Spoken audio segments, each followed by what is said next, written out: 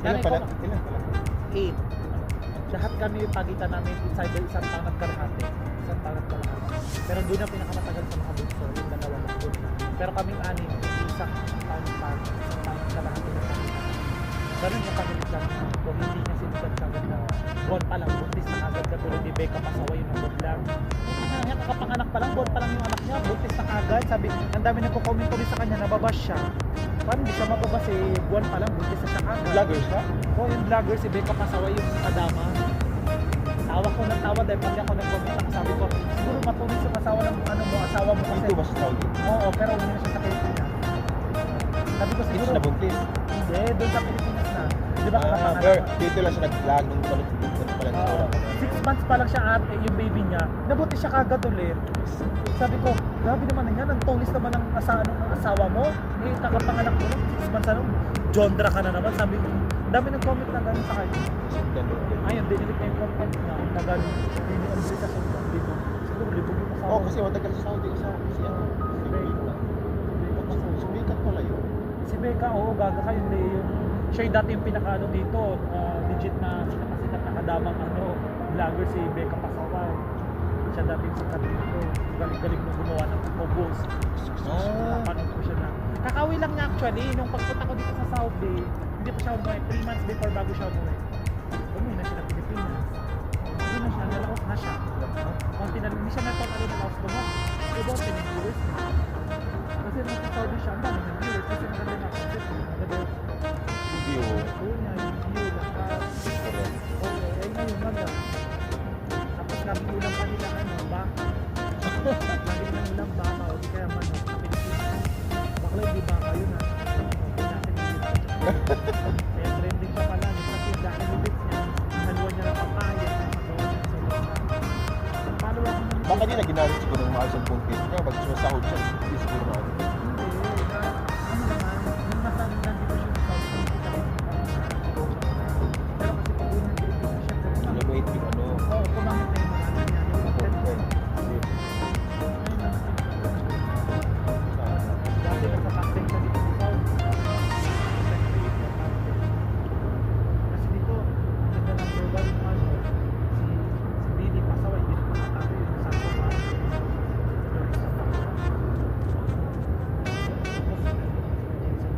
at saka yung ano ngayon, yung Yaya Salcobar, yung lagi nakasama yung batang maliit si Sulaiman. Sabi, Jim kada tuyo, sawa-sawa kada suka. Yung Saudi, natuto na kumain ng toyo tsaka suka. Hindi siya makakain ng bata. Sabi niya, sabi, may po kada dito. Dahil, tinuruan niya na Bisaya-Bisaya pa. Yung batang Saudi, Salcobar, oo, yung alaga niya, napaka-trending niya. Bulyo ang tangan niya, bulyo o bulyo. Search ko man, bulyo o bulyo. Bulyo PH or bulyo PH, siya lang bulyo. Alam mo, makikita niyo content niya lang, nakasama yung batang Saudi. Oh, yung Baka bata. may tsura. Hindi, bawal na hindi niya pinapakita sa ano. Boses lang talaga dahil. Kaya manuloko na talaga si Sulaiman. Sabi niya, nana. Ay, hindi niya pala tinawag na nana. Wala siya tawag, sabi niya, anak kila, dito islog, sawa-sawa na to, yung suka. Hindi siya makakain ng kurang tawag sa suka. Naalit ko yung bata, sabi ko, baka magkayutin na nito yung bata. Ginuruan niya ng ano. Alam pati ko paano tawagin ka na, sawa-sawa na to, Oo, pagkain Pinoy. tinuruan niya dahil wala na, nalokan yung bata. Kung ako sa Pilipinas lang mga ganyan na pinamigit yung meron ng tama. Top down. Si Becca Pasaway, wala na, lost na. Ayun, nasikat na kadama. At saka yung isa pang kadama na malandi, yung sasayaw-sayaw. Gano'n, dahil lagi kong binabash yun. Ikaw putang ina ka, kung ayaw mo mabash, ayaw mo, talagang binabash ko na siya. Sabi ko, kaya ka naman ate. Sabi ko gano'n, ang daming pwedeng content dyan. Sabi ko gano'n, mag-create ka ng TikTok, mag-focus ka ng pinggan. Sabi ko gano'n. Tapos pag nakomentang, kala mo nasa Saudi ka, madaming banal dito. Pag nakomenta ka na, mahiya ka naman, halos makita mo yung poke mo, ano mo, pwet-pwet mo, lagi mo ginagano ka ng pwet mo. Pag sinabi ka na masama, magagalit ka. Sabi ko, kaya ako naman, managwakan ka sa kanya gano'n, harami siya mo. Comment ako talaga ng gano'n sa sobrang dito. Wala siyang modo sa sarili niya, nakakaroon siya pa.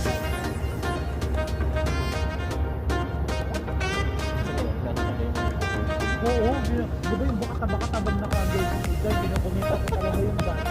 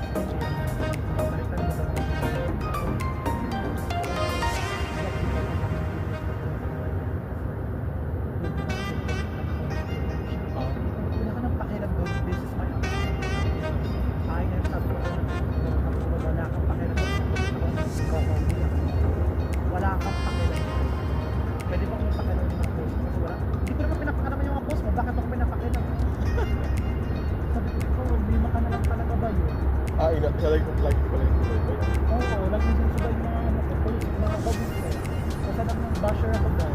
Nagbabash talaga ako pagka hindi tama yung pagkain. Talagang diba kasi sabi ko, bakit pinapakailan mo yung ano ko? Post ka, decision mo kay Parida kasi gano'n mo rapat ang Parida. Mag-post ka. Sabi ni Parida, mag-post ka. Sabi niya gano'n. Sabi ko, ba't mag-post? Kasi ginawa ka ng isa, nakita ko yung mga pinag-decision niya ng screenshot na comments ko. Sabi ko, hindi sa kanya na yan, wala kayong pakialam, ka-account ko yan. Sabi ko, wala kayong pakialam ko, kaya kanyang pakialam, hindi kayo mauhuli ako ng huli. Hindi ko pinakailan yung post ko, hindi ko pakialam yung post ko. Hindi ko pakialam yung post ko.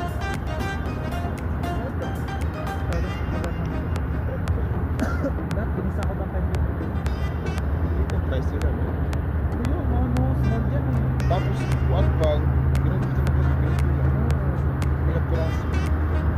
Kaya pala marami pa natin sa mga diba? Kasi regular, pupunuin pa. Alam mo, Saudi, Ano man sa mga Diyos ko. mga Bengali siya. Wala pa yatang 20 peso lang. Ayan, Tapos ang mahal, 2060 pa?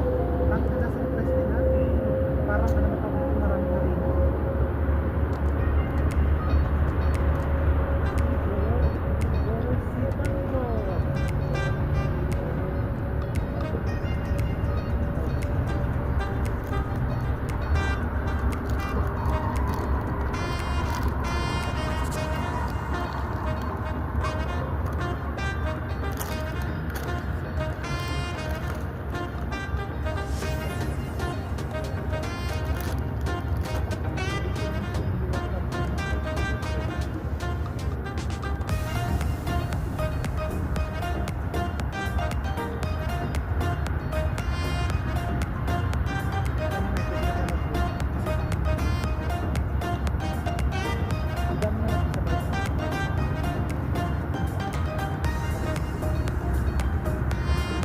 Papamakita ko. Okay lang, ano ba? Wala mo nang isipin yun kasi alam mo yung perang galing sa harap. Hindi mo pwede, sabihin na natin galing sa harap. Sabi mo, magkita mo, punta tapos. Hintay ka na, hindi ka naman na yun.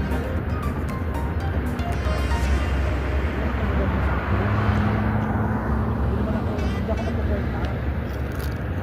Ako talaga nag-worry. Hindi, wag mo isipin mo, wag mo na matapos sa nangyari sa Kanina, situation. nagbigay ka naman ng 50. Sabi ko, mamaya na.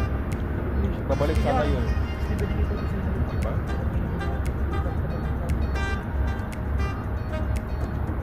Nagbuksan kayo kanina, 50 lang. kasi parang 50 sana, sayang din. ay ngayon, wait lang, kita ka sa WhatsApp ko, send mo location mo. Sa WhatsApp ko, send mo location mo. Hindi naman, hindi ko na.